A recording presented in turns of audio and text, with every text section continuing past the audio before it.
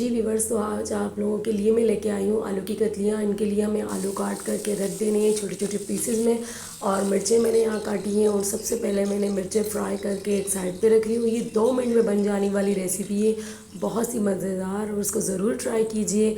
इस ऑयल में मैंने 1 टेबल स्पून ज़ीरा डाला है। इसको गोल्डन ब्राउन होने के बाद मैं इसमें आलू की कतलियाँ डालूँगी, और इसके बाद 1 टेबल स्पून इसमें मैंने नमक डाला है। 1 टेबल स्पून इसमें मैं कलौंजी डालूँगी, और 1 ही टेबल स्पून इसमें मैं हल्दी डालूँगी।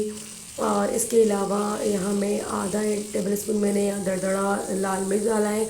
आधा टेबल स्पून इसमें मैंने लाल मिर्च, और इसको इसी ऑयल में हम लोग फ्राई करके पकाएंगे और इसको करेंगे दम। इसको बेसिकली मैं दम आलू बोलती हूँ, क्योंकि मैं इसमें पानी जो है ना बिल्कुल नहीं डालती। इसी ऑयल में जितना मैं ऑयल इसमें डालती हूँ उसी में मैं इसको दम लगा के रख देती हूँ। बिल्कुल लाइट से जो है ना अपना अपना चूल्हा में आपको भी दिखाऊंगी कि कितना मैं इसको रखती हूँ। बिल्कुल दम वाली जो आंच होती है उस पर रखती हूँ, और इसको मैं पकने देती हूँ 10 से 15 मिनट। और इसके बाद माशाल्लाह माशाल्लाह इसका कलर देखिए कितना प्यारा आया है। और ये बहुत ही मज़ेदार, टेस्टी, सिंपल सी रेसिपी है, झटपट बन जाने वाली रेसिपी है। इसको ज़रूर ट्राई कीजिएगा और देखिएगा इसका टेस्ट आप लोगों को कैसे लगे। लास्ट में हमने जो मिर्चें तल के रखी थी वो मैं इसके ऊपर रख दूँगी। और फिर जी ये मज़ेदार सा आलू का कतली जो इसको हम लोग बोलते हैं, बहुत ही सिंपल प्यारी सी रेसिपी है, मज़ेदार और आसान।